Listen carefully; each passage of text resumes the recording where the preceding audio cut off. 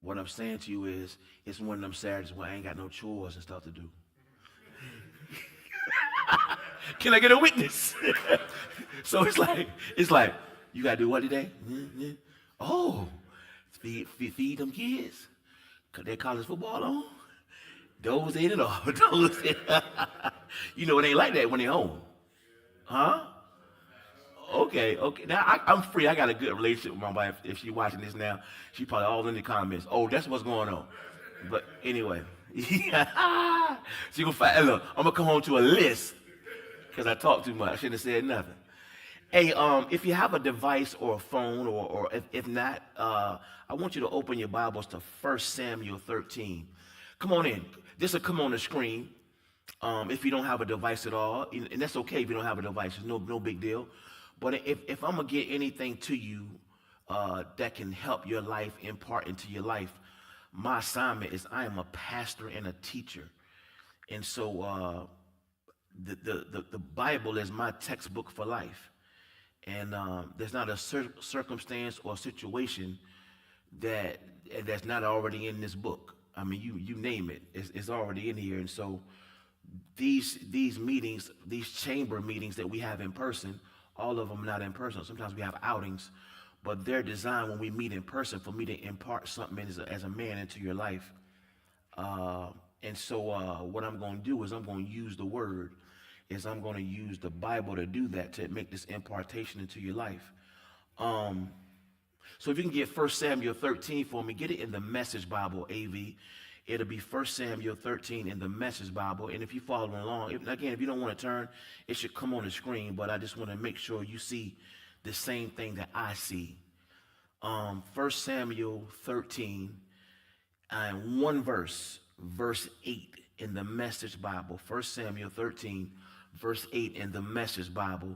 It says, he waited 7 days, the time set by Samuel. Samuel failed to show up at Gilgal.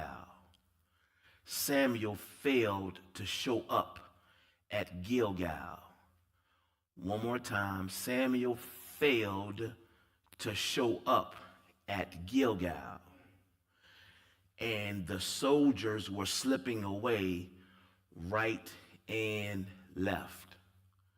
Listen to what we're going to talk about for the next few moments, is why men don't show up. Now, of course, you here. Come on, turn to the neighbor and say, relax, he ain't talking about you. Come on, say, relax, he ain't talking about you.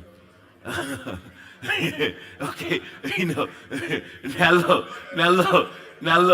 now point to the camera and say, he's talking about you. Okay, no. But I want to talk to you about, but this will be applicable even though you are here. This is going to be applicable for people who are not here. And of course, let me just be clear as I can. I'm not talking about, you'll just hear what I'm talking about, because I'm not talking about work and football games and rec games. And I got guys that's working today and say, is there going to be a link? Is this going to be on live? I'm not talking about any of that. But why men don't show up? AV, get 2 Kings chapter number 2 for me. This will be in the King James Version of the Bible. 2 Kings chapter 2 in the King James. I have a fivefold motive. Anytime I do the chamber, anytime God gives me the platform to speak to men, I have a fivefold motive. I have a fivefold agenda. I always have a fivefold intent for every man today and every man that could be watching in person. And if you, ladies, I know you're probably being nosy, which is okay. I got it on broadcast. At least put the speaker by your man's ear while he snore. Let it get into his spirit. Maybe it'll go through the CPAP machine. He still can hear it. But okay, I got a fivefold motive. This is going good. And I never bring men in here to beat you up, man. One thing I ain't going to do is beat you up, but I am going to teach you up. I got a fivefold motive. Number one, my motive for this chamber, or anytime I get a chance to talk to you, is I want to help you increase your walk with God. I want to help you increase your walk with God. Number two, my motive, my agenda, I want to increase your those of you who are married, help increase your relationship with your wife. I just made that statement having fun, and again, I'm not looking online. I don't know if my wife is up here anyway, but I have a beautiful relationship with my wife. I don't have a perfect relationship with my wife, but I have a beautiful one. And when we do have challenges, we know how to make adjustments. And so even playing around and saying, today is my day, I ain't gonna do nothing. You know, some of y'all, you got caught saying that. You can't get in the house when you get home. But I want to increase your walk with God. I want to increase your relationship with your wife, for those of you who are married. Number three, my motive, just give you my motive so there's no hidden agendas. Number three, I want to increase your relationship with your children. If you have children, I don't care if they're grown. You know, full transparency, because this is what the chamber is about. The chamber is where a man's voice can be validated. That's my tagline for this, is where a man's voice. I got twin girls that are 20 years old on the 24th of this month. They don't even talk to me. They haven't talked to me maybe a few months now. I can't put the number on it. And they could be watching. Somebody could tag them now and share that. I'm not talking bad about them. I'm trying to show you that there's no perfection going on in this church. All of us got challenges. But how am I going to help you if I don't tell you that I got something going on too? So the same thing that's going to help me overcome my challenges is going to be the same thing to help you overcome yours. And so that's no knock against my kids. We had a conflict of interest. We had a disagreement. It went left, and it's right now it's in the left. Now, as a man, it becomes my responsibility to reach out, so I have. I've done certain things on purpose, but I have not gotten any response on the other end. That's okay. But the same way I use my faith for buildings and ministry and meetings is the same way I got to use my faith. But so when I tell you I want to help you increase your relationship with your children, I'm talking about me too. And some of you don't talk to your kids for whatever reason, or your kids don't want to talk to you for whatever reason. But if this is a faith fight that I'm in, you know, the good thing, unlike Mike, my fight ain't 8 rounds. Mine ain't over till I win. I just got to keep showing up. So I want to help you increase your walk with God. I want to help you increase your relationship with your wife. I want to help you increase your relationship with your children. Now I got 7 altogether though. So, you know, right now 5 out of 7 talking to me ain't bad. Got 7 talking to me right now. I mean 5. So, but I'm gonna win that faith fight. Number 4, I want to help you increase your personal finances. Your personal finances. Now, when I say that, don't get all bent out of shape. Guys can tell you who've been to the chamber in person, I don't receive an offering at this. That food out there, that cost you nothing. When I'm finished preaching, now if you want it, I don't never turn down no seed, but I'm not going to pass no offering envelopes. There's no ushers with a bucket. After I do my little spiel, there's no cute bucket going to come out your way and say you might want to sow a seed. No. That's up to you. So when I say I want to help you increase your personal finances, I'm talking about personally you attending these meetings because you'll hear things that can help you increase your finances. And then number 5, I told you 5, I want to help you increase your health. I want to help you increase your health.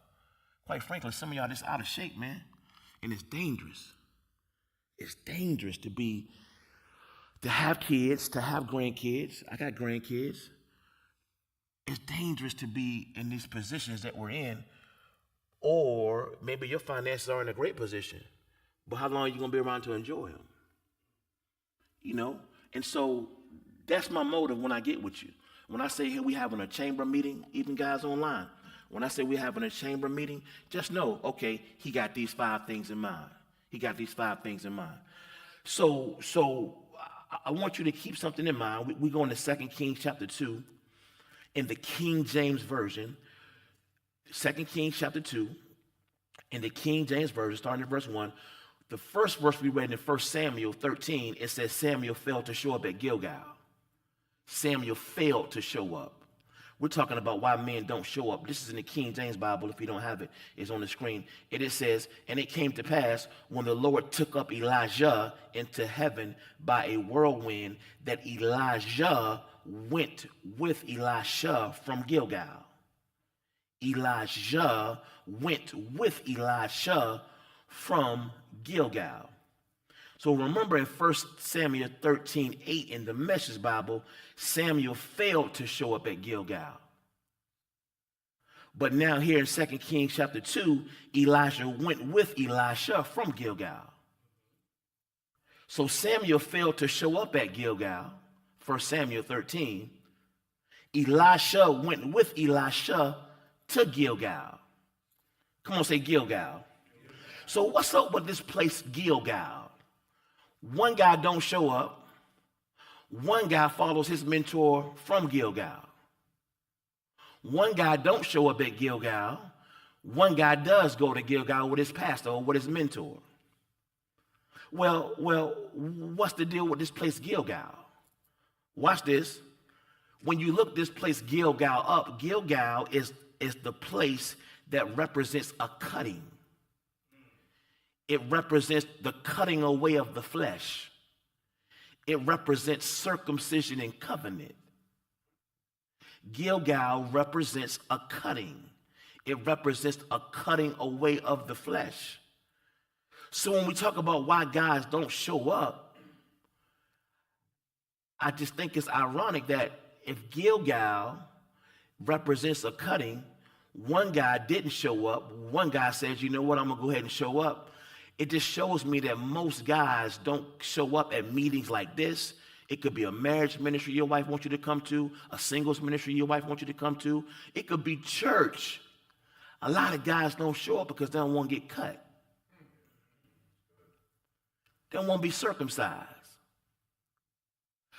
Look at Exodus chapter 4, AV, Exodus 4 in the Amplified Classic. Gilgal represents cutting. Because in order to be in the covenant, there must be some cutting. And the Gilgal represents a cutting away of the flesh. Flesh meaning your own way of thinking. Okay, I've ran women like this up until this time. I'm definitely not going to go to a church and a man start talking about running women. Testing, we still on? I'm out here spending all kind of money, tricking money up. I'm in the strip club, spending money, and he ain't gonna come in here trying to tell me how to finesse my how to increase my finances. So a lot of guys don't show up at settings like this, and not just this. I'm talking about church service. I'm talking about marriage ministry, counseling sessions. A lot of guys don't want no marriage counseling. You told that girl, I'm good. What you gonna tell me? I already know. I've been married before. We good. Marriage ministry, what we going there for? Chamber, man, for what? Talk about what? Really what you're saying is you don't want to go to Gilgal. Exodus 4, let's look further at this. Exodus 4, I'm in the Amplified Classic, AV. Exodus 4, look at verse 24. Exodus 4, verse 24, in the Amplified Classic of the Bible, it says, there we go, yep. It says, and we're going to read two verses, 24 and 25. Along the way, at a resting place, the Lord met Moses. Watch this. And sought to kill him. God sought to kill Moses. Made him acutely and almost fatally ill. Look at 25. Now, apparently, he had failed to circumcise one of his sons. So this is to show you how important this circumcision or this cutting is to God. Moses was not going to circumcise his son. And because this is so important to God, God says, okay, if you're not going to do what I asked you to do, I'm going to kill you. His wife being opposed to it, but seeing his life is in such danger, Zipporah took a flint knife and cut the foreskin of her son and cast it to touch Moses' feet and said, surely a husband of blood you are to me. In other words, the wife jumps in and says, no, we got to do what God told us to do. And God has already told us to circumcise every man. Every male needs to be circumcised. Now you can relax. Ain't nobody going to have you pull out your penis and we're going to cut you today. That ain't what I'm talking about. I'm talking about a spiritual circumcision. I'm talking about an accountability circumcision. And most guys run from this type of stuff right here. One more. Go to Acts 16. Go to Acts 16, Amplified Classic. Acts 16. Verse 1, AV. Acts 16. We're talking about why men don't show up. We saw in our opening scripture, 1 Samuel 13, verse 8, Samuel failed to show up at Gilgal. We looked at 2 Kings chapter 2, verse 1, and Elijah followed his pastor to Gilgal. So we see one guy scared to get circumcised. The other guy okay with getting circumcised. Acts 16, look at verse 1, Amplified Classic, it's on the screen. A little bit of reading, and then I probably won't have you turn too much more after this. Acts 16, and Paul went down to Debris and also to Lystra. A disciple named Timothy was there. What was that guy name? Now keep in mind, keep in mind, Paul's a grown man. Timothy right here is in his early 30s. Timothy's a grown man. Was there, the son of a Jewish woman who was a believer. She had become convinced that Jesus is the Messiah and the author of eternal salvation and yielded obedience to him. But Timothy's father was Greek. Look at verse 2. He, Timothy, this grown man, had a good reputation among the brethren at Lystra and Iconium. Last verse, verse 3. Paul desired Timothy to go with him as a missionary. Paul and Timothy have a father-son spiritually relationship, mentor, and he took him and circumcised him. He took Timothy and circumcised him. Did I tell you Timothy was a grown man? Hello? He took a grown man, pulled out his pants, and cut him. Everybody stay up, pull your pants down. No, just play. Watch this. He took him and circumcised him because of the Jews that were in those places, all of whom knew that his father was Greek. Watch this. So when Paul meets Timothy, Timothy is a grown man at the time, and Paul circumcised him. Paul cut him. Watch this. If you're taking notes, you need to get this part right. So this lets me know every man needs another man who is not afraid to share his private parts with. Let that sit in for a minute.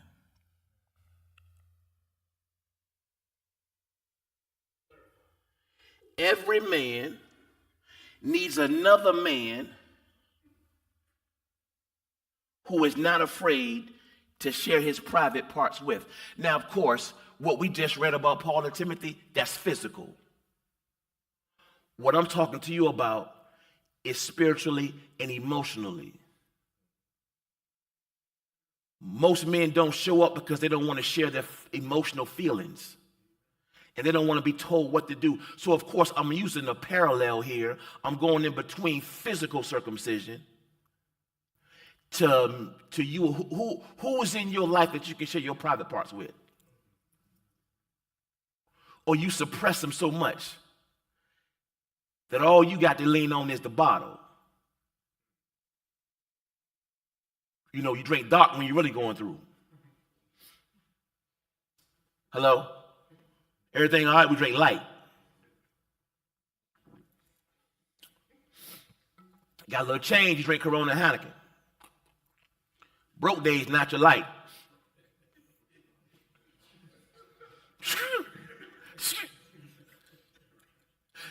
Ain't even ask you to raise your hand. It's okay.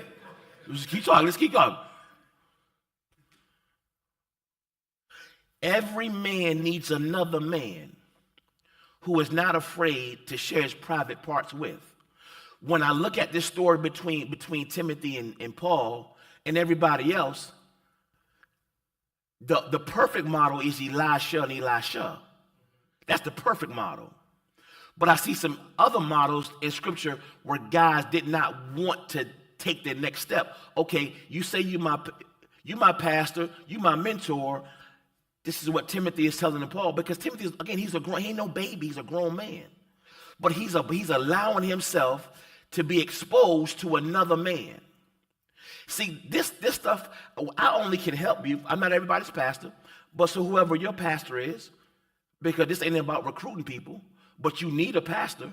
But whoever your pastor is, can you share your private parts with him or her or whomever?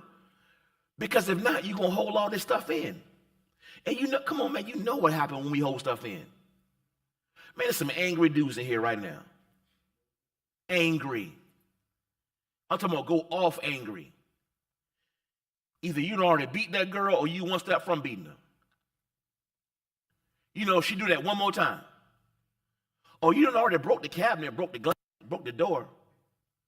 And that's okay. This is all by the Spirit of God. I ain't a Facebook police. I don't know what you got going on. When I talk like this, it's just by the Spirit. This ain't in my notes. This is by the Spirit of God because I know men.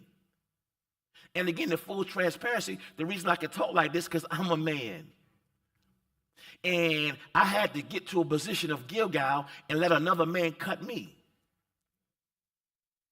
Now I like being cut. No, I love it. Like, I don't think you understand what kind of cat you sitting before. I'm getting ahead of myself, but if you come tomorrow, I'm in between making a big decision tomorrow and announcing it out loud to everybody.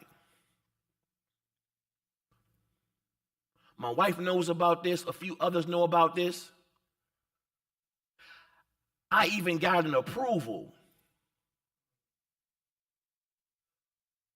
But I took my approval to Gilgal. Oh, shucks. You missed everything I just finished telling you. It looks good. Ain't no trick to it. Ain't no scheme. We ain't going to get played. It's going to let us have another situation going on for the ministry. But I took my situation to Gilgal last night. And Gilgal told me call him at 3 o'clock.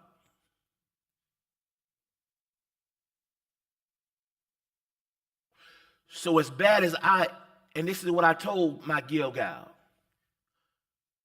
I want this situation. Watch this. I can show it to you. But I am fully submitted. If you tell me not to do it, it's a wrap. That's what I told him. But see, here's the question. That's me.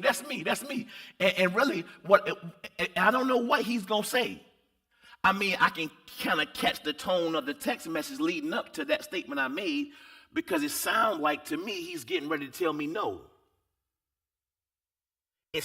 Watch this. I'm going to take it a step further.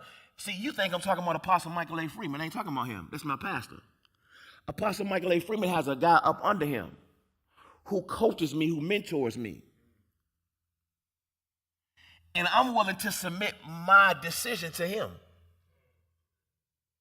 Okay, that's me. So who can cut you? You tell me what to do.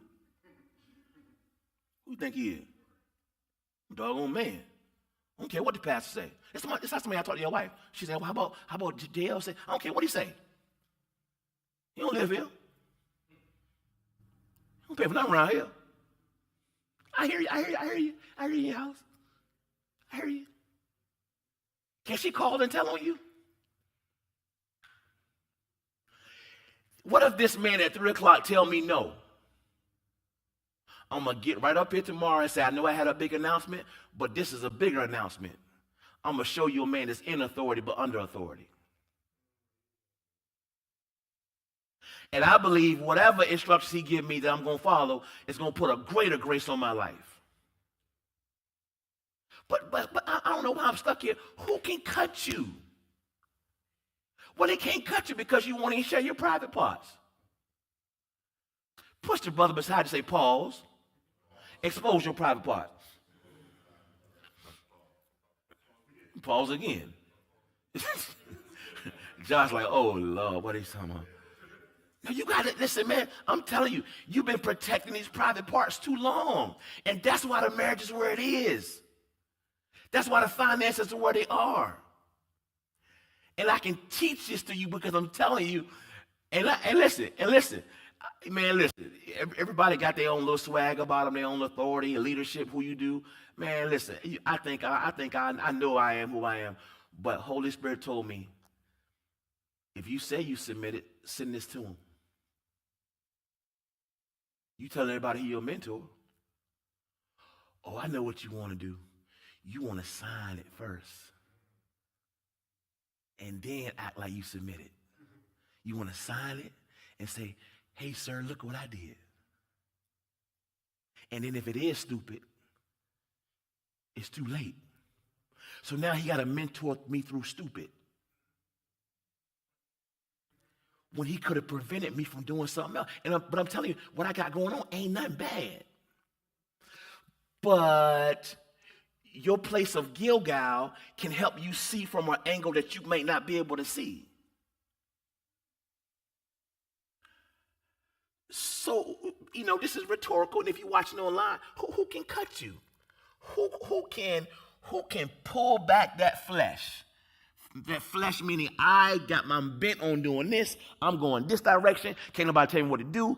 But who can you submit that to and say, no, don't do that? When you post stupid stuff on Facebook, can somebody call you and say, take that down? Or you be ready to fight? Praise the Lord. So every man needs another man who is not afraid to share his private parts with. That's my statement right now. And I'm talking about the private parts of your life. Most men don't have this, man. I was torn between this message, but I'm working on another message entitled A Man and His Mentor. A man, and so that's, and were y'all, anybody here when I did what service was that, Josh or Eric or Will? I did a service, was it the 100 men? I think it was 100 men. Troy, you was here too. I know you, because I think you signed up. And it's on my website where I said I want to help some men, right? Well, that's still in the making. So that'll be up different from the chamber. That's going to be more like Gilgal. I'm just talking in general, but if you going to be coming to these mentor meetings I'm getting ready to start doing, you saying you don't mind me cutting you. Because there we'll talk about a man and his maker, a man and his mountains, a man and his mouth, a man and his morals, a man and his maintenance, a man and his mistakes, a man and his mentor, a man and his ministry, a man and his money, a man and his mind, a man and his marriage, a man and his mantle. That'll be that. And I'm already working on that so I can ramble it off like that. But I haven't forgot about you. I don't like no follow-up. I got a lot going on, but I remember that 100 men thing, and it'll be different from the chamber. See, here, I'm just introducing the cutting to you, but you're not obligated to let me cut you, but you need to find somebody who can cut you. So again, I'm talking about the private parts of your life. You need a man, watch this, because we're talking about cutting, literally and figuratively, a man who can correct you, cut you without killing you. Blade is a serious thing in terms of spirit, naturally, right? I'm using the word cut on purpose because it's so. But I need a man. See, I love my pastor. I love my mentor. And the thing about my mentor, all he doing is echoing what my pastor gonna tell me anyway. I ain't playing these little games, like some athletes, like you'll understand this because you guys in here, like my teams play tomorrow. I'm trying to figure out what I'm gonna do tomorrow. My Ravens play the Steelers. I don't know. It's in Pittsburgh, so I guess I don't know. We're gonna see how that play out. Both of my teams though, so don't worry about it. So I played too much because I forgot what I was gonna say. What was I saying before I said that foolishness? It'll come back to me. But, you can understand this from an athletic standpoint. An athlete get hurt. Because what I don't do is play my mentor against my pastor. Now, my pastor's also my mentor. Don't get me wrong. But this guy is so in lockstep with my pastor. He's so in lockstep, I don't mind him being my mentor. Because I'm not going to play these little games like certain athletes, and Dak Prescott just did it, I was told, I read, meaning he gets hurt, right? I think some tore his hamstring up. Initially, he said, don't put me on IR. My season ain't over. I'm going to get a second opinion. See, when I get this word at 3 o'clock, to my liking or not, I'm not going to get another opinion. Hopefully, somebody else say, what? Yeah, go do it. But that's the game some people play too. Because he didn't say what I wanted him to say. I'm going to find somebody else who will say. You know, one cat you talk to, he tell you, one cat tell you, man, hang in there, man. I know it's rough. That's what marriage is all about. I know she getting on your nerves. Hang in there. I'm going to get another opinion. She did what? Man, you should lead today, man. You should lead today. And because that one went with your flesh, that's what I'm not talking about. So I need a man, I need a person in my life who can cut and correct me without killing me. Do you have that in your life? Why men don't show up? 3 reasons why men don't show up, and then we can talk or chat or whatever. It's only 9:36. We doing amazing on the time. Why men don't show up? 3 reasons why men don't show up. 3 reasons why men don't show up. Number 1, I'm gonna give them to you, then we go back and talk about them. Number 1, pride reasons. Pride reasons. Number 2, why men don't show up? Private reasons. And number 3, why men don't show up? Position reasons. Pride reasons, private reasons, position reasons. Man, listen, I mean, not just this men's ministry, but I am talking about this men's ministry. Wonderful crowd we have in here right now. But I think if people know what the Spirit of God, had to offer, there should be over 100 men in here right now. Can you imagine 100 brothers hearing this right here? Sometimes I just imagine, not for numbers' sake, for impact's sake. No, we deep in here right now, but I'm talking about over 100. But sometimes when guys hear ministry or church or whatever, you know, again, I've been there. Anybody gonna be telling me what to do? I ain't gonna hear that.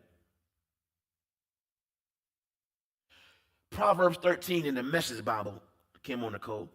Let's look at pride reasons why men don't show up. And again, you all are here, but you know, if you will be truth be told, there have been times when your wife or you know you should be somewhere to be a better you, and you decide, I ain't going there. And you can tell me what to do. I know I have. I'll be lying about it. I don't need that. He can't tell me nothing. No, I've been rocking with my pastor now almost 20 years, almost the cold 20 of pastoring, but sometimes it's been times in the past, I'm good. I don't need to hear that. And really all I'm saying is, he probably going to say something that's going to expose my thoughts. And my wife going to be, and ain't nothing worse. I know I've done it to y'all too. Ain't nothing worse when your wife said, I know I've done it to y'all. I'm sorry. But I know you've been right in church with your girl, with your wife, with whoever you're dating. I know. And I probably have said something. And she's like, stay right there, Pastor. Because this nigga need that. I'm sorry, he need this. my bad online. I forgot we was online. Y'all got to remind me, I forgot I'm online. My bad. He need, and you like, come on, man, don't do that. Don't say that no more. Come on, man, get off that subject. Go to the next point. You know, you saying you ain't saying it, but you saying it on the inside. You cringing. And if I stay there too long, whatever that it is, if I stay there too long, now you're just gonna find something wrong with me. So when you get in the car, you know, I don't really like it. You know, you talk about money too much. You know, why you gotta wear that kind of clothes? you know, so-and-so ain't speaking to me today, so I don't think I should come to this church no more. When all you're saying is, I don't like Gilgal. I don't like being circumcised. Pride. Why men don't show up? Pride reasons. Most men are very prideful. I didn't say all, but most. And most men at times, watch this, are dangerously prideful. Dangerously prideful. Pride, in a nutshell, many definitions to it, but in a nutshell, is a way of thinking that creates the inability to receive. It's a way of thinking that you have established, and it creates an inability for you to receive. You could be sitting right here, right now, watching me right now. You in so much pride, you ain't receiving nothing I'm saying. Been there, done that. And because of this pride, most men don't like and don't even know how to receive advice. You don't like receiving advice? You don't even know how. I can't tell you, man. Listen, I can't tell you how geeked I am. You would think I wouldn't. And the devil tried to play on me last night a little bit, but the fight was distracting me. But I can't tell you how geeked I am about talking to my mentor at 3 o'clock. Those of you who are a member of this church, I put in the partner page. It keeps getting gooder. I keep getting good news. And I put, I may have a breaking announcement tomorrow. Well, I'm talking about what's going on so good. So you can see how excited I am, right? Like I want to tell you so bad. Oh, I got some good news. So I put that on the page. But guess what? I still got to talk to my Gilgal first. So what if he says, no, that's not a good idea. You shouldn't do that. What I'm trying to tell you is this thing is, I've so let go of pride. I'm just as excited about that post as I am about talking to him. I am not going to come in here with my head down tomorrow if he tells me something, because I'm going to announce that too. So it's going to be an announcement either way. It's going to be an announcement either way tomorrow. And then you really going to be able to, listen, I got my son. He just texted me. Let me see what he's saying. I got my son. I'm going to tell you how geeked I am. See, I would hit play. I don't know if you've seen it. Yo, hold on for a minute. This is all did you put that up there, or did the man do that? I got my son making a video of the announcement tomorrow. Like one of them, come in, but it may all be for nothing. Do you understand what I'm trying to tell you? I'm trying to get into your head, because if this was you, like, oh, you ain't call nobody. Let me see something. This is going to be all off script. No, that's real.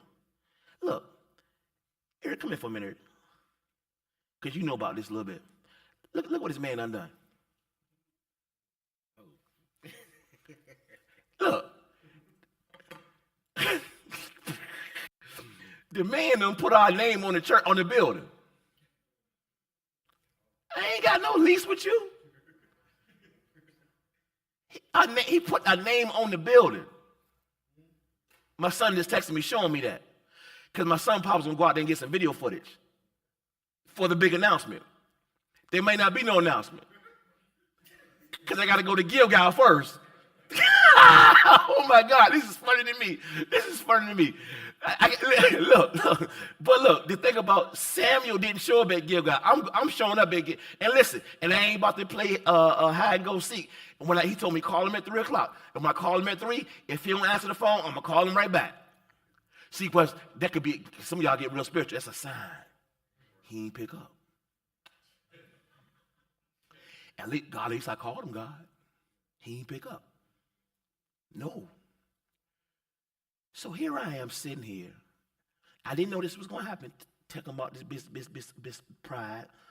Because I got my own way of thinking about this building. The man done put up a doggone sign. Where they do that at? Pride. Watch this. Pride is a way of thinking that creates the inability to receive. And because of this pride, most men, not all, don't like and they don't even know how to receive advice.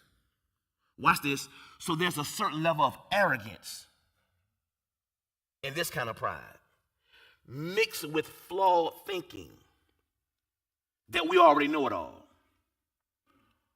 Or we'll just figure it out as we go without being told what to do. I know I just described all y'all right there. Don't tell me what to do. I'm going to figure it out as I go. So you willing to make 18 mistakes, figuring out as you go, when all you had to do is let go of pride and say, tell me what to do.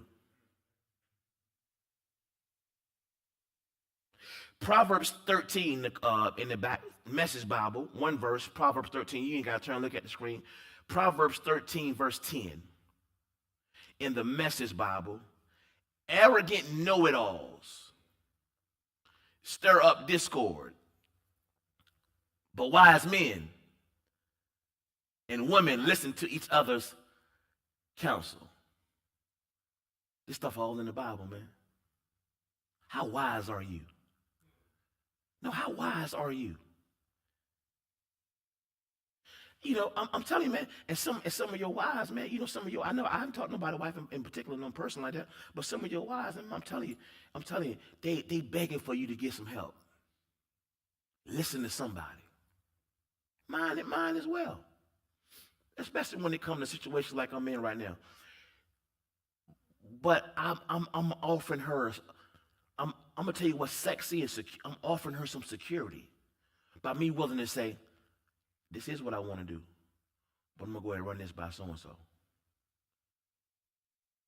See, that ain't making you no punk. That's making you strong. That's showing your wife, if we ever get in any kind of jam or situation that can determine our life, or finances better, find whatever, I'm willing to go get me some wisdom. Pride. So what we us men who refuse to attend certain meetings like this because of our pride, what we're doing is making things worse in the long term rather than better. Pride will blindfold you and have you thinking that you don't need any advice or you don't need any wisdom or instructions. While the entire time, those of you who are married, your wife or the person you dating is screaming on the inside, please go get some help. Please go get some help. So number one, why men don't show up, pride reasons. Number two, only got three. Number two, private reasons. Private reasons. Men can be very private. Not all, but some. Very private. You know, we may have picked that up from our fathers. We may have picked it up from other men. We may have picked it up from the street. But men can be very private.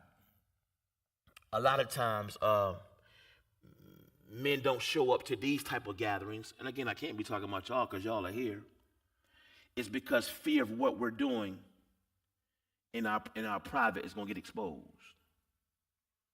A lot of cats don't show up for church meetings like this, a marriage meeting, marriage counseling, for fear of what you're doing getting exposed. I'm talking to somebody yesterday. You would never know, so I feel free to talk about this. Even if the person is watching, nobody would know because you have no clue who I'm talking to. I'm talking to a young lady yesterday,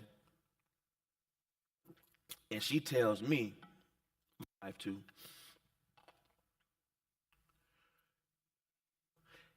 that the apostle told her, not me, this other guy who's an apostle, told her we ought to go ahead and have sex.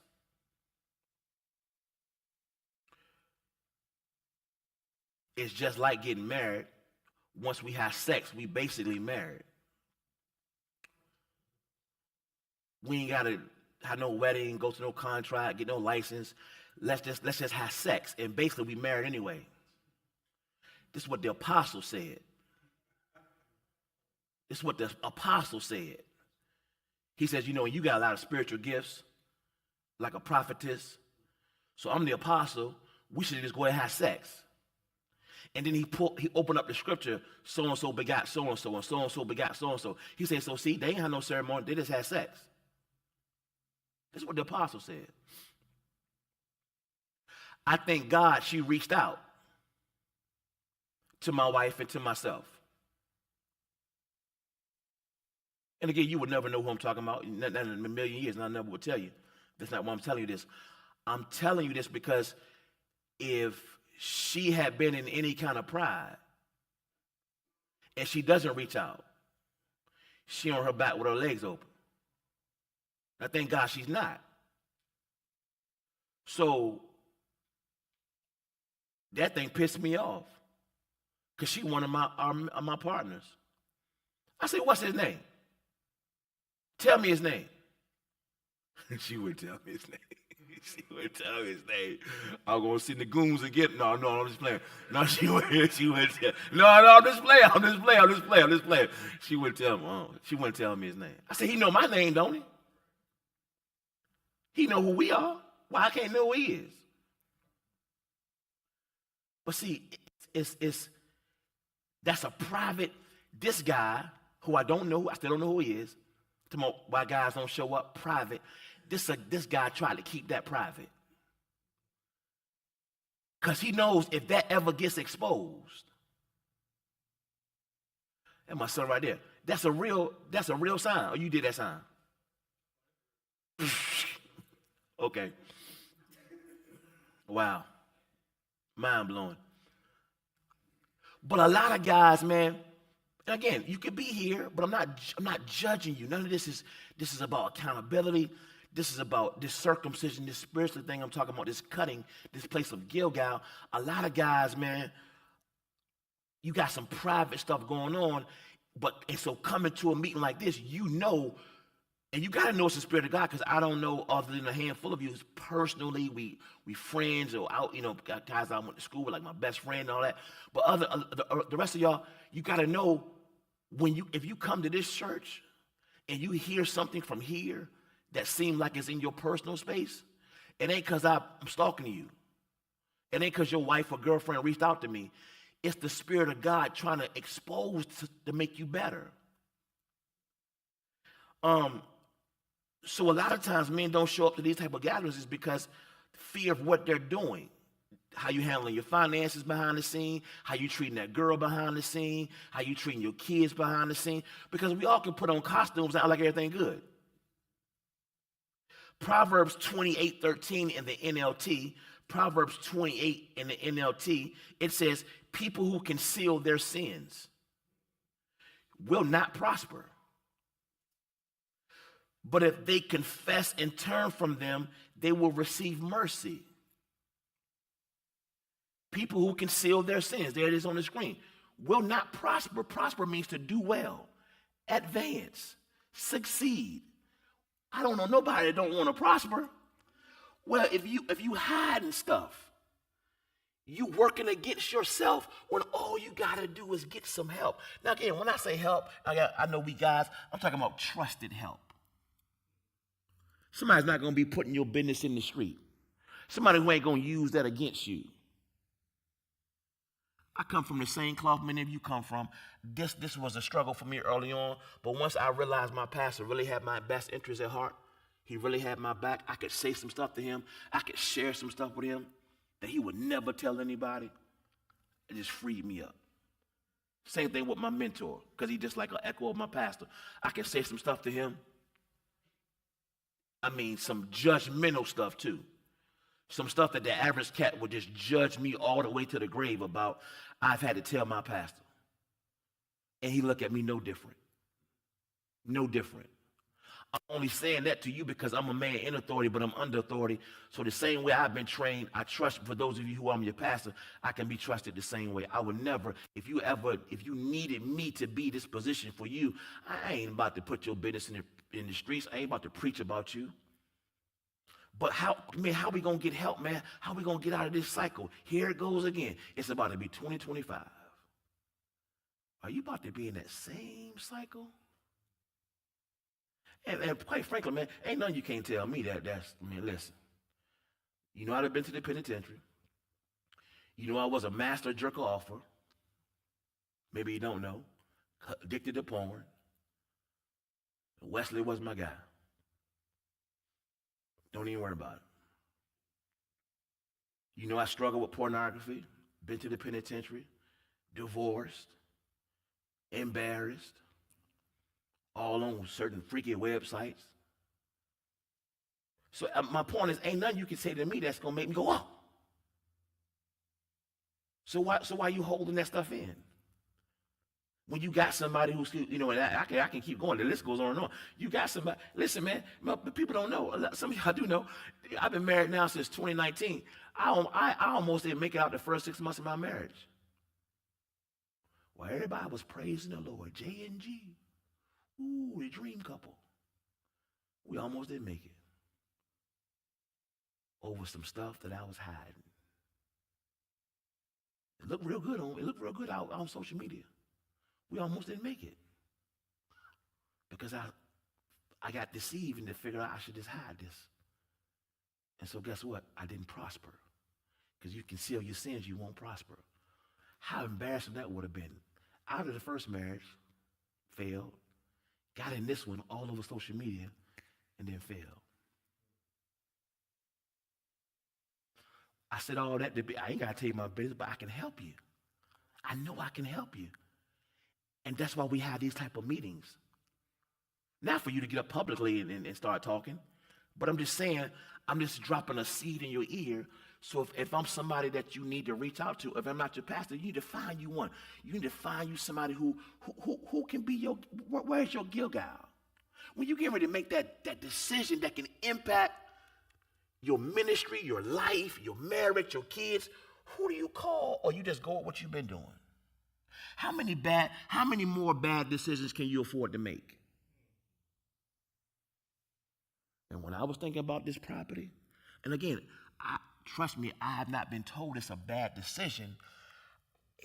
I feel like he's steering the ship, and he's trying to show me, you gonna do that when I think I can show you how to buy your own for the same money. Not tomorrow, not by Monday, like you was going to sign by Monday. But if you do that for the next 3 or 4 years, I can show you how to purchase your own, bigger and better. You want 5,400, almost 6,000 square feet. I can show you how to get a $1.5 million building. Okay. Now, this is the things he's saying on the text messages, but he says, but call me. We're going to walk all the way through it, and then we'll make a decision.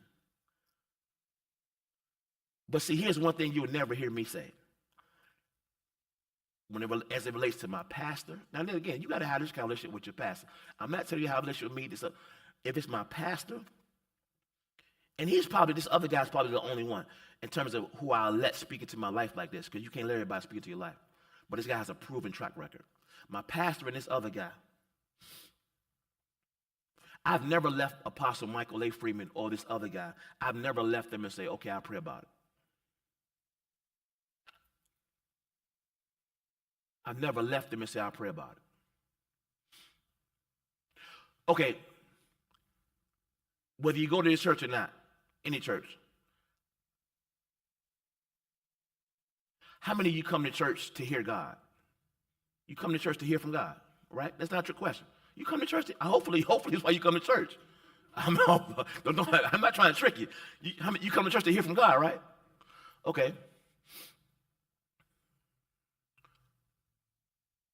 How many have heard from God since you've been coming to anybody's church? This church, any church, you heard from God.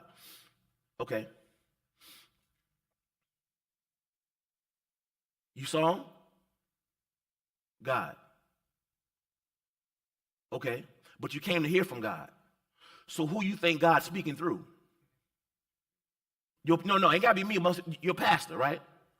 When I go to church, when I go to church, when I went to Stretch or whatever, I go to church to hear from God. I go to Stretch to hear from God. I go to hear from God, but God ain't never sat beside me and started talking to me. So God is speaking to me because a pastor is a handcrafted gift from God for your life. A pastor is. Jeremiah 3:15, I'll give you pastors who will feed you with knowledge and understanding. That's what a pastor's supposed to do. A pastor should be feeding you with knowledge and understanding. But I come to church to hear God. But when I hear God through my pastor. Are you picking up what I'm putting down? I go to church, I hear from God through my pastor. My pastor ain't God, not even close. But I hear from God through him.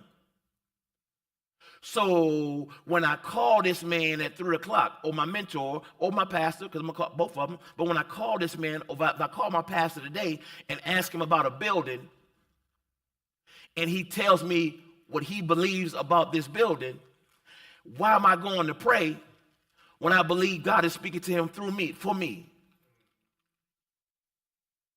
See, sometimes we say spiritual stuff that don't even add up. You say you come to hear from God through this man, but then when this man gives you some instructions, you got to go pray about them. Okay. He tells me this. Well, that's what I'm going to do. Watch this. Proverbs 28:13 again. He who conceals their sins will not prosper, will not prosper, will not prosper. You hide, you will not prosper. And so that leads me to, before I get to this last reason, and we're going to begin to wrap this up, why men don't show up. But this leads me to a dynamic word in the scripture, and I'm not going to have you turn over to look it up, but the word is called iniquity. Come on, say iniquity. You may have heard this word as generational curses, but the Bible word that we have used for generational curses, but the Bible word is iniquity. Iniquity is the practice of a sin, a hidden sin, to the point that it becomes pleasurable, habitual, and now all of a sudden there are no restraints. Iniquity. The Bible says Jesus was bruised for our iniquity. When Jesus went to the cross, that lets me know sin and iniquity are two different things. I think it's in Isaiah 53. It says he was bruised for my iniquity. A bruise is blood underneath the skin, underneath the surface. Jesus died for things that are underneath the surface. Iniquity is the practice of something private. Nobody knows you got this going on. But you practice it so much privately, it's habitual now. You know it's wrong, you're getting pleasure out of it, and you think it's cool because nobody knows you're doing it. But iniquity is so dangerous. Iniquity is so dangerous because iniquity is generational. So some of what you do, you think you got it from you, it came down through your generational line.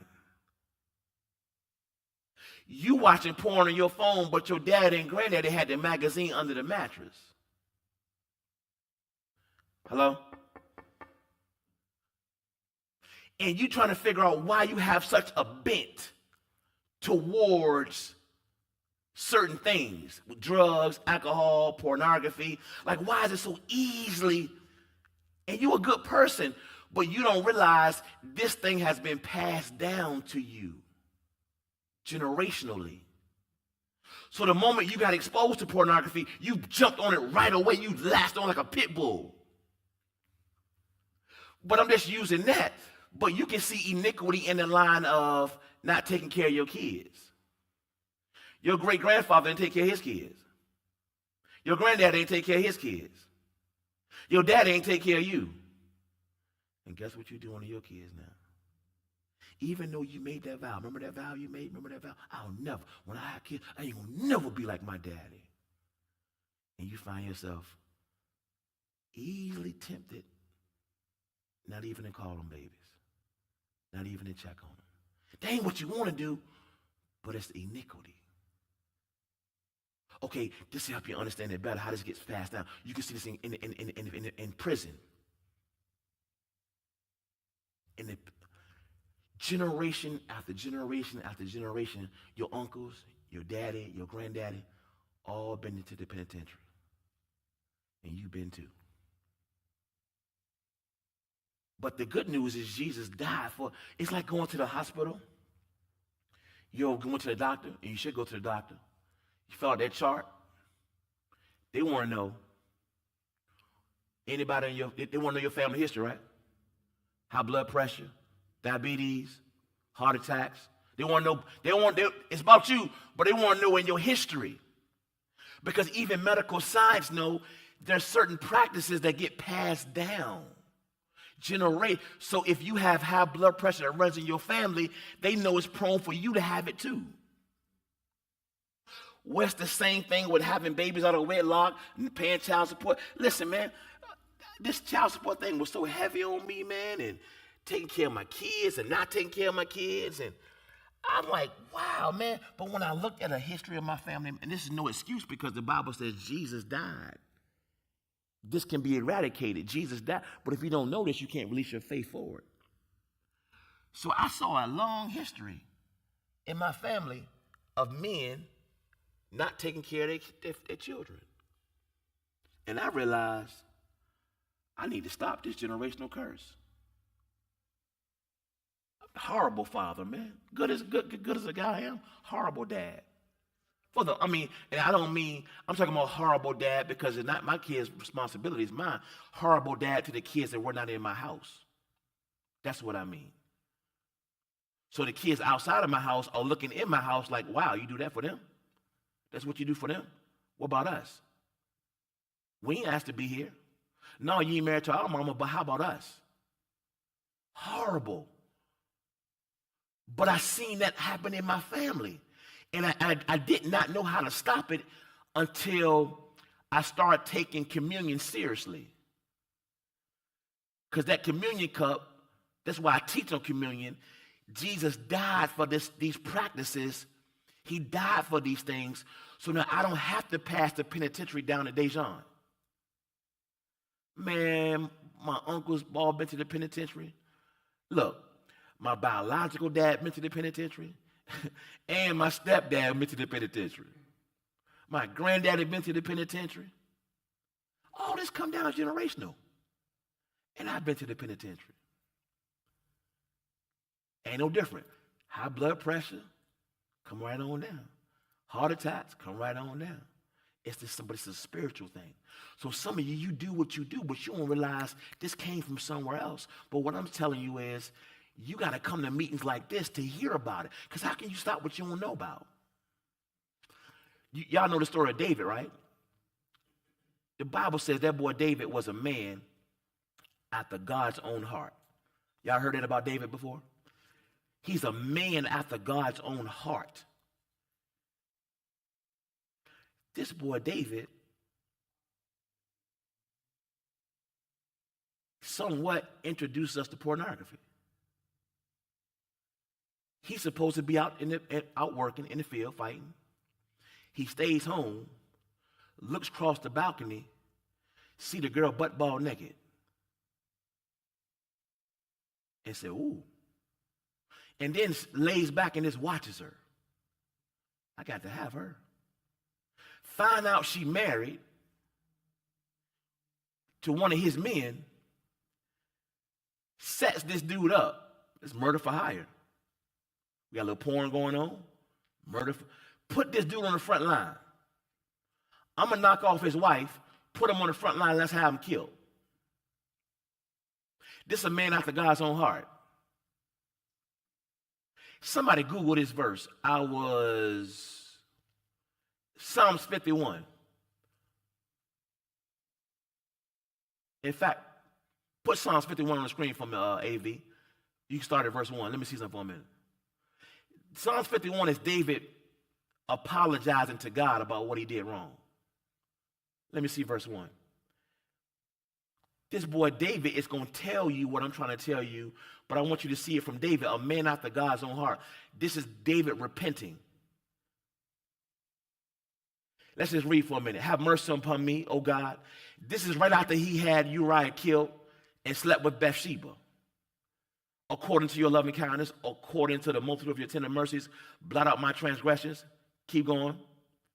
Wash me thoroughly from my what? From my what? And cleanse me from my what? Two different things. If they were the same thing, why we use two different words? David is letting God know, God already knows, I have an iniquity problem. I got this sleeping with chicks on the side from my daddy. And if you Google David's daddy, remember they brought the line up to, for the next king to be anointed? The original lineup, David ain't in that lineup. David out there with the sheep. Well, if you study all that out, you keep this up. If you study all that out, it won't no sheep for him to be out there with. Jesse is hiding David, because David don't look like the rest of the boys. The rest of the boys tall, handsome, great features. They look like kings. They look like kings. The prophet comes to the house to anoint the next king, and the prophet say, none of these dudes is it. God told me to come to this house. Is there another guy you got? And Jesse has to admit, yeah, I got another one out there. But this other one come from somebody else. If you read the whole story about Jesse, you trace Jesse. Jesse was Papa was a Rolling Stone. Jesse was for the streets. Jesse was knocking them down. He had other baby mamas, but he was trying to even hide from God. So my point is, David didn't get this because he's so bad. David picked up this trait of sleeping with other women generationally. You ain't doing what you're doing because you're just so bad. You may have to examine. I know you don't want to judge your mom or judge your dad. I'm telling you, I was hooked on porn so bad. Will might have been a member of church back then. I was hooked. When I got this revelation, I was hooked on porn so bad, I asked my mama, you got to tell me the truth. You been jerking off? I asked my mama. She said, no, baby, but your daddy loves some porn. Your uncles love some porn. And that's how it came up on me, just like that. So when I first got exposed to it, it was hard to resist. It was like, ooh, I like this. He says, wash me thoroughly from my iniquity. The private stuff. The stuff that's underneath the surface. Cleanse me from my sin. Let's keep reading for a second. I got to show you something real quick. For I acknowledge my transgressions, and my sin is always before me. Come on, verse 4. Against you only have I sinned. Remember, this is David apologizing to God. And done this evil in your sight. What evil? Had that man killed and slept with that man's wife? That you may be found just when you speak and blameless when you judge. Verse 5. Behold. This is the verse I was looking for right here. Look at what David says. Behold means look. I was brought forth how? And in sin, my mother what? Now God already knows, keep that up. God already knows this, but this is David coming to grips. He says, God, I'm not making excuses, but the reason why my behavior is like it is, I was brought forth in iniquity. This was passed down to me from my daddy. And in sin did my mother conceive me. In other words, my mama was also for the streets. My mama and my daddy weren't even really together. They just had sex. That's what he's saying right here. He said, I am the way I am because of iniquity. And what I'm telling you is a lot of men don't show up because you don't want to hear nothing like this. See, like now, nobody's raising their hand. I'm not having you write down your stuff, but Holy Spirit has a unique way. Even as I speak and talk up here, you like, oh my God. I hope you don't do a pornography phone call or phone or altar call. On the inside, he talking about me. This is why I get high. This is why I smoke. This is why I cheat. And it get real tight. It get real tight. It get real tight. It get real tight and tense up here. And a meeting like this, it get real tight. Because you think I'm personally talking about you. No, that's the Spirit of God trying to help you. I've been in meetings like this. Like, oh, how you know? How you know? Man, I'm sitting in a meeting one time at a men's conference with my pastor, and he says, before you hit clear cookies, bring your cell phones up here. Shoo. I put my cell phone up so quick like I ain't had no phone. He said, before you hit clear cookies, Bring your cell phone up here. Man, do you know what was on my phone? Every site. What? I'm like, how do you know to even say that? A meeting that he's prayed about to help men.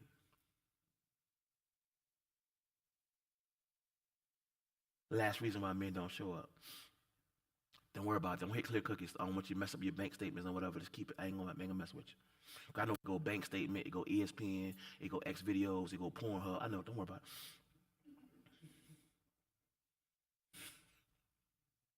it. Oh, Jesus. I like this side of it because I'm free.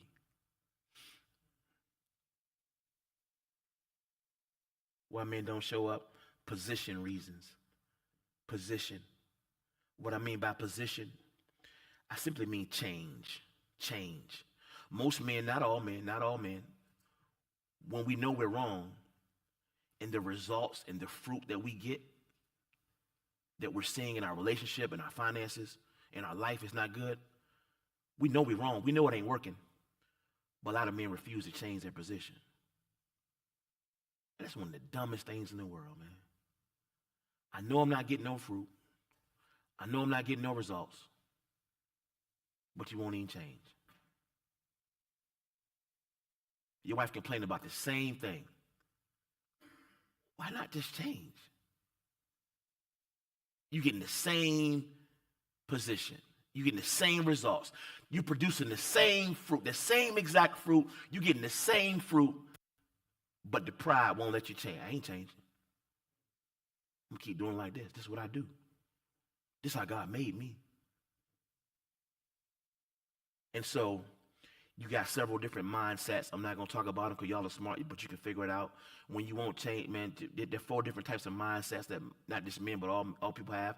The mindset of park, the mindset of reverse, the mindset of neutral, and then you got the mindset of drive. Park, reverse, neutral, drive. A lot of guys, your mindset is in park. I ain't budging. I ain't doing nothing different. You run me. Tell me what to do. Little hour men's ministry. I don't care what he say. Yeah, but how about your wife? What she say? How about your kids? What they think about that? Does your bank account give you enough clout to say I ain't changing? You know you ain't good with handling that money. That's why y'all behind. Let that girl handle the money. It's my money. I make this money around here. Then why the bills behind? That girl can help you manage that money. See, it's stuff like that right there. It's stuff like that right there. It's stuff like that. See, that applies to somebody right now. But you like, how you know that? How you know? Did she call him? No, that's the Spirit of God trying to help you. You behind on your bills, bro. You make money. You working that job. You get, but you don't know what to do. You're not managing it right. You never have. That girl need to handle that money. That girl need to handle that money. That ain't for everybody. My wife let me handle the money. Not because she can't, but I've proven to her I can. Ain't behind on nothing. Nothing. Not because I make a whole lot. I decided, you know what? I've been over here before. I know how I feel to be over here. Man, listen, there was a time, man, if a Dominion Power truck pulling up to my neighborhood, natural gas truck pulling my neighborhood, a tow truck pulling my neighborhood, I could be on my way in the house. I'm stopping for a minute. Which house are you going to? You been behind on your car payment? You in the house? You that you that young truck outside? Horrible managing money. But if you ever been around my pastor, he always talk about money and managing money and being a better steward and why you ain't got at least 3 months savings. You know, you shouldn't have another Gucci, another watch, where the dollar store glasses. You shouldn't have no glasses, no designer, if you ain't got at least 3 months savings. At least.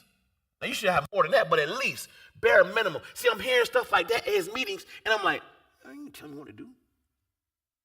And I'll leave that meeting and go buy something I shouldn't even buy because I ain't got. But listen, if I stop getting paid, if something happened for 3 months, my family's in trouble. See, you hear stuff like that, you like, who do you think he is? You don't run me. The whole time my wife's like, yes, stay right there. Man, I was so behind one time on my doggone gas bill.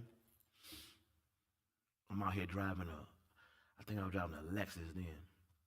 Probably had no business driving. In an Escalade. Had a Lexus in the Escalade. I look like money. I'm so behind on my doggone gas bill. And had been turned off so many times. And getting cut back on. The people came and got the whole meter.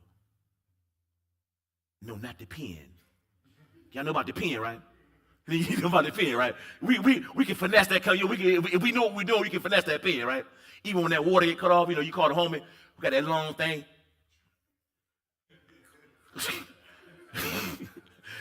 So behind on my gas bill, man. And they got tired of coming. So one day it got cold, like the season had changed. Cutting the thing on, like, light the pallet. I know that. I ain't that mechanical, but it's like the pallet. Pallet won't light. I walk outside. Now, I'm living in Great Bridge. 5-bedroom house. Doctors, lawyers all around me. I'm renting mine. I'm living in, no, I'm not living in no hood. I'm in Great Bridge. Evidently, when I didn't know, and I'm sure because somebody always sees something, right? I walk outside, like, wow, it ain't getting hot in here. I look, and the entire meter is gone. The whole, they unhooked it from the house. Gone. Don't you know some of my neighbors had to have seen that? And as I'm outside looking, I see one neighbor across the street. He ain't saying nothing, he just looking. And when I see him looking, I ain't looking for nothing. Oh, yes, good thing I am. But he knew I'm looking for the meter. And I don't know why he ain't just tell me, they got your meter. Okay, I don't mind throwing myself out. That was years ago. But I'm saying, come on, man, it ain't got to come to that. You might need to hand them finances off. Like, look, you pay the bills. Let me hold give me my little spending change out what I'm going to do. But you pay these bills. That's that mindset apart. Mindset of reverse. You're going backwards, man. You're going backwards. Like I told you, even with the situation with the building, I got to talk to I'm talking to my mentor at 3 o'clock. I'm too old, man. I'm 51 years old, man. This is my 20th year ministry. 7 kids, 2 grandkids. I'm pastoring these men. You all let me be your pastor. Thank God, I'm humbled. I'm grateful. But hundreds of more people, men and women. I can't go backwards. I done lost all this weight. I can't go backwards in my health. I can't go backwards in my decision making. I can't go backwards, man. But I need you. I'm trying to get into your head. Don't go backwards. Don't put the car of your life in reverse. And some of these choices and decisions could put you in reverse. I can't go reverse. Man, I'm a size on a good 36, 38. I used to be a 42, 40. I can't come back in here wearing a 44 no more. I can't go in reverse. But that's my weight. I'm talking about your life. I can't go in reverse. But you don't have to if you let somebody talk to you. Of course, you got neutral. Y'all know about more cars, more. You prone to go either way. You're prone to go either way. Whatever the force of the momentum is going, that's where you're going. Nah, man. We're going forward. We're going to drive forward. We're going to drive forward. Hey, listen. I hope something what I said helps somebody today. I just wanted to show you why men don't show up. And I hopefully, something was stated, something was said that can help encourage you. And again, my goal is to increase your walk with God Increase your relationship with your wife if you have a wife. Increase your relationship with your children if you have children. Increase your personal finances and increase your health. Praise the Lord. Y'all good? Did y'all receive anything today? You receive? Appreciate y'all. Again, I told you, no offering, no game, no gimmick. If you go to our church tomorrow, 9 a.m., either way, I'm going to have a breaking announcement. I'm going to have some breaking news. I'm going to have some breaking news either way. But I'm going to talk to my Gilgal first. I'm going to show up at Gilgal. I'm going to show up at the place of cutting, of circumcision, expose my private parts, and let's just see what we're going to do. I see Vernon walked in, my son walked in. I got Vernon he's heavy involved in this move. He heavy involved in it. You know, Vernon, the contractor, he heavy involved in it. Checked out the units and everything. But Vernon, I know you got here late.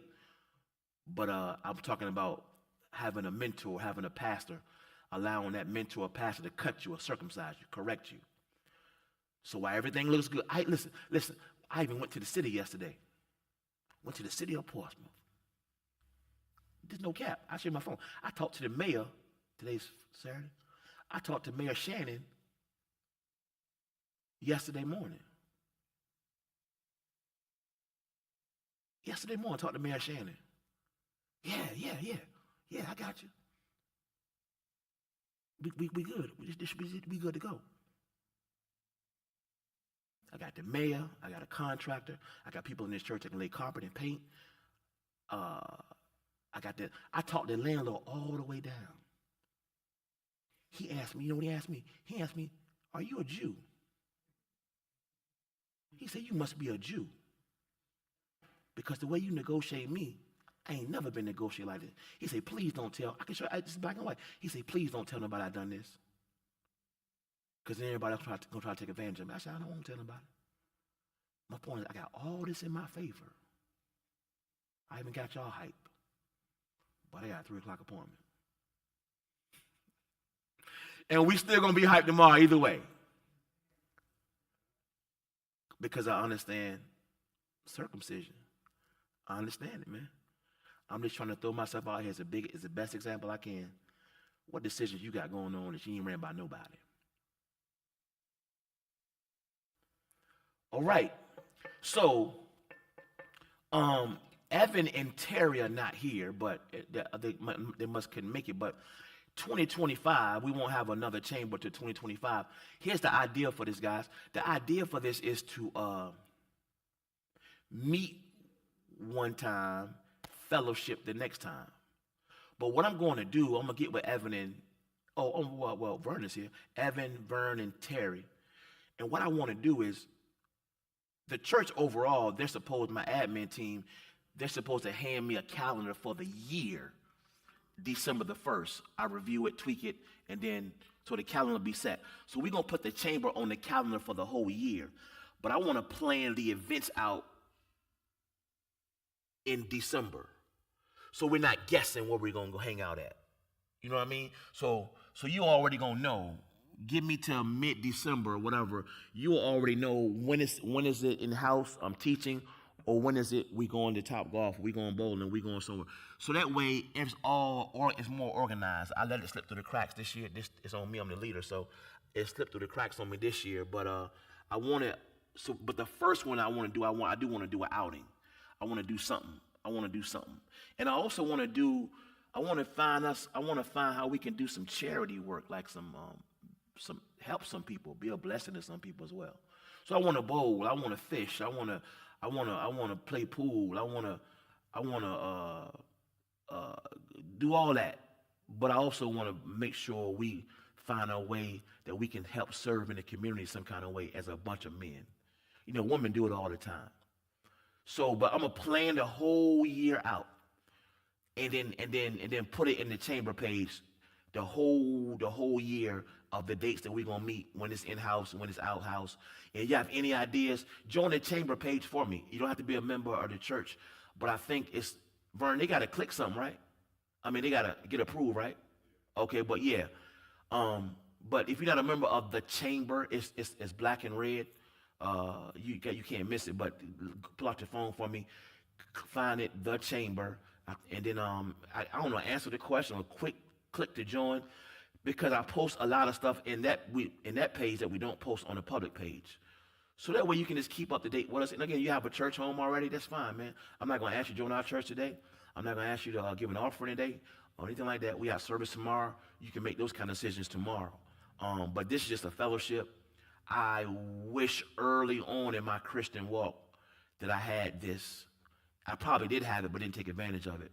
That somebody was willing to sit down and talk to me, like a real talk, like straight up, real. Somebody ain't afraid to talk about jerking off and money, because I probably would have spared me some misery way sooner, man. I'm here. I'm available to help you, man. Y'all should have my phone number. If you don't have my number, I'll give it to you. It's just the way you use my number, though, is text me first. You know, I got 7 kids, a grandson, a wife, and a mama. So, you know, I ain't the kind of cat you just pick up the phone and just call right away, because I want to respect your time. So if you do need to talk to me, it'd be best you say, hey, this is so-and-so. Can you call me when you get a minute? That way, when I call you, I do have a minute. You know, to me, I just hate, I'm all in Sam's Club trying to talk to you. I'm in the drive-thru. Hold on for a minute. Let me get number 3. Okay, what you say now? If you text me first and let me know, hey, I want to talk to you about this, I'm going to block out 20 minutes where I won't have any distractions. I won't be in the drive-thru. I won't be in it. So that's why I'm only asking you, and I don't mind you having my number. Again, I just asked you this, you know, but you can't call me or text me and ask me what verse was Sam you in. They ain't what the number for. Come on, man. I did that to my pastor one time. I said, hey, Dad, what's that? What was that story you said? Guess what he said to me? In the Bible, clicker. No, true story. He said, that ain't why I gave you my number. You can call me every day, ask me about Bible questions. You know what I mean? No, I'm here to help your life, advice, wisdom, you know, not for you to just pick up the phone and just say, hey. So anyway, but I ain't gonna say it. My number, I don't care, but I don't too many people online. But when this is over, which is over now, when we get off, you need my number, you don't have it, I'll give it to you. I don't have a problem with that. Anybody got any questions for me before we go? 10:32. Any questions? Questions, comments? There's one right there. Yes, sir. Oh, got 2. Okay, what you got?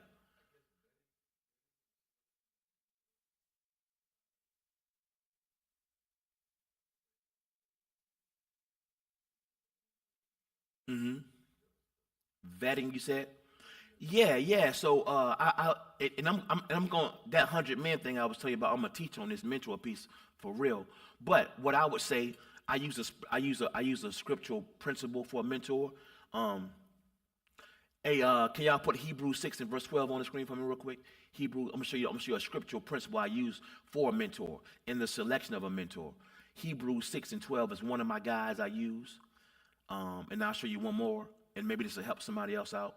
And like I said, it says that you do not be sluggish, but imitate those who through faith and patience inherit the promises. That word imitate is not talking about a person's personality. It's talking about the principles that you see in their life. That word imitate also means to follow. If you look at another translation, it'll say imitate, it'll say follow. But I'm not my pastor is also my mentor. I'm not imitating him, his personality. I can't be him. But what I can imitate is the principles that I see him applying to his life. The way I see him treat Dr. Didi. The principle of that. I try to imitate that with Ginger. The principles of sowing and reaping. The principles of being faithful. The principle of dealing with men. Like I just gave up my phone number. I'm a pastor. You're not a pastor. I'm just telling you I'm going to give you my phone number. Well, guess where I got that from? I got that from him. I'm imitating that principle. So the one guide I use is that right there. I want to show me somebody who got something working in their life, who don't mind sharing it with me. But mentor, also keep in mind, don't mean we're going to talk or somebody you're going to talk to them every day. because you want what's in their heart, not what's in their hand. If you get your mentor's heart, you'll get what's in their hand. Don't chase what you see your mentor has. Chase your mentor's heart. And if you get their heart, you'll get what's in their hand. And so, even with my pastor, I'm after his heart, the way he loved people, the way he gathers men together. And then the other stuff will just follow. And then the other one, 2 Kings 2:9 in the Message Bible.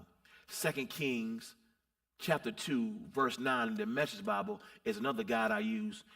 It's that Elijah thing. And he says, I want a double portion of your anointing to come on me. Well, the Message Bible, that double portion gets translated is, you've asked me a hard thing. Look at the latter part.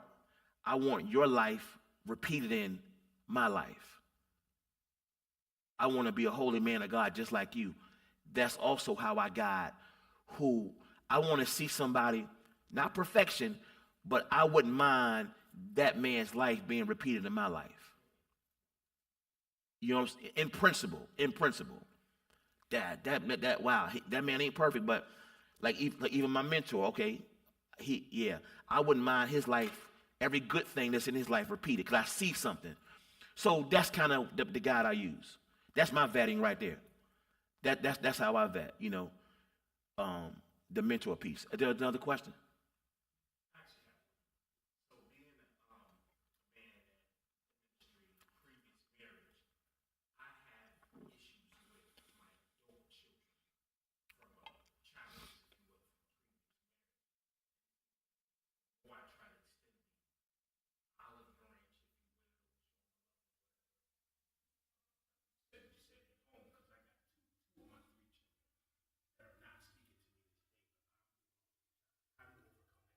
Wow, see, I didn't even know that. Yeah.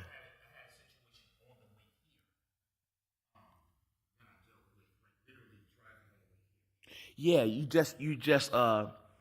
of course, my pastor knows about my situation with my twins. In fact, he got involved one time when something had went wrong, and he talked to them, and he talked to me, but they still haven't talked to me since that conversation. But um, your response is your responsibility. You're gonna have to keep going after them.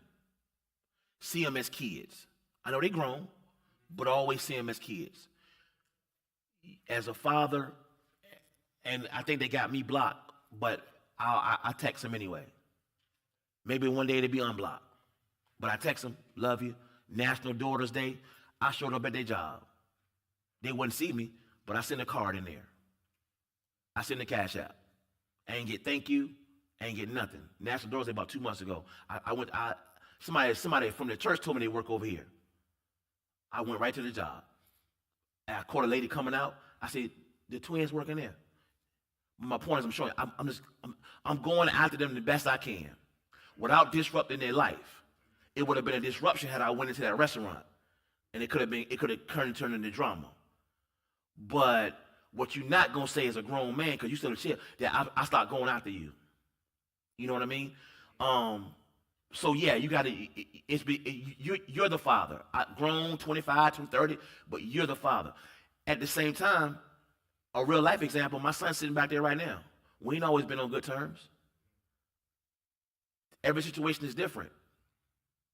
I had to stop making excuses and let him air me out. That dude aired me out. Yeah, he be cussing and everything. He aired me out, cussing, call me all kind of names. At first, nigga, who you talking to? You gonna fight? They won't get me nowhere. Because the whole thing, everything he was saying was right. Now his approach may not have been the best, but he was right. So I had to let him dump that on me. You do, you did, you never did this, you never did it. I had to say, you know what? And every time he said something, finally now, every time he says something, you're right. Now can we move on? Not being sarcastic, you're right. I failed that. Can we move on? He wasn't ready. Said something else. Okay. No rebuttal. You're right. Can we move on? And then finally, bam. And now we rock together, travel together. God put in a position I can bless him with certain things. He can be I hire him personally to do certain things. We solid now. And he right back there. I only said to give you hope. Because I'm talking about the twins, but listen, I've had this roadblock with all my kids, with his sister too. Same thing. And it's crazy because when the stuff they saying, they kids, man, the stuff they saying be true. And I just let them air me out. Say what you want to say. Go ahead. You right. Yep. Preach to the whole world and losing you. So, I don't know what the situation is, and we can talk about it some other time, but, but just, yes, you can't get tired, man. And I'm talking to myself, too. I'm going to text him now. This is encouraging me. I'm going to text him right when I leave here. But if it's going to go through or not, it don't matter. If they ever unblock it or whatever, at least they're going to be able to say, oh, wow, he was trying to reach me. Yeah. Yes, sir.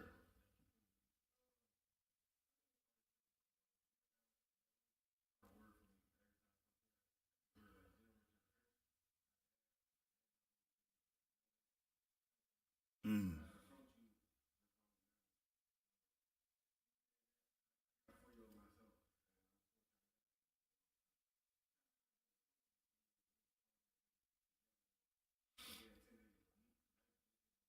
Mm-hmm. Mm-hmm.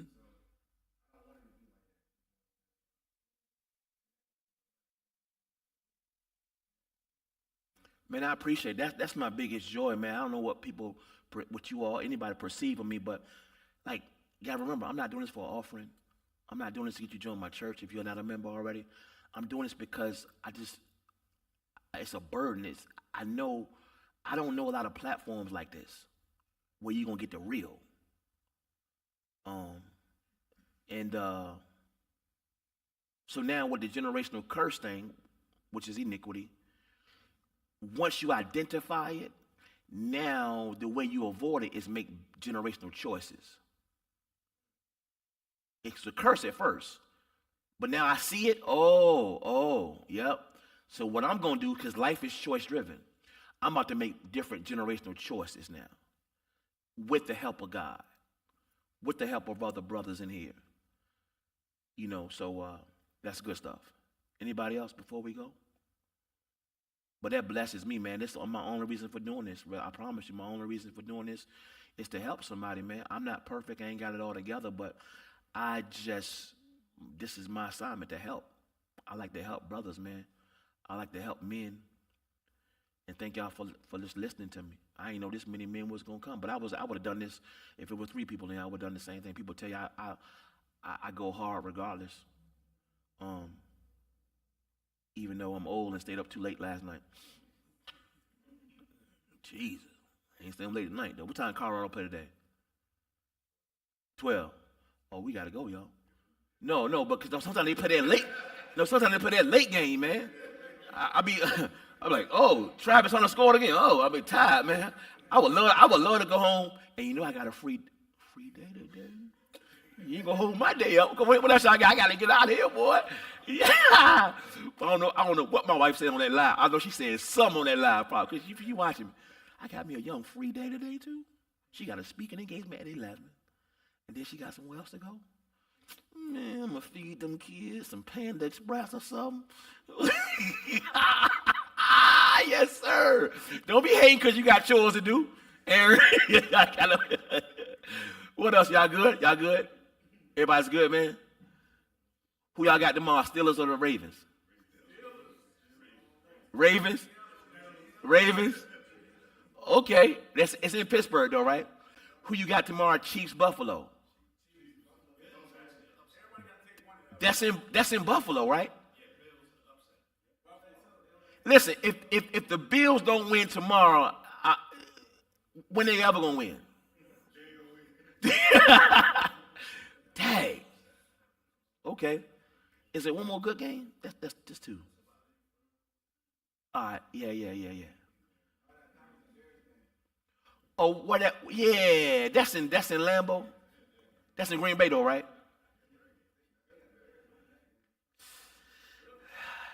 Bears, their situation is just crazy, man. Their situation is crazy. Hey, y'all, we want to break bread. Fellowship. Don't forget, it's plenty of food out there, y'all. Grab that food. Thank y'all for tuning in on watching on live. If you're looking for a church, you don't have a church, we're here at 9 o'clock tomorrow and 11 o'clock in Portsmouth. 9 o'clock right here, 11 o'clock in Portsmouth. Appreciate y'all, man.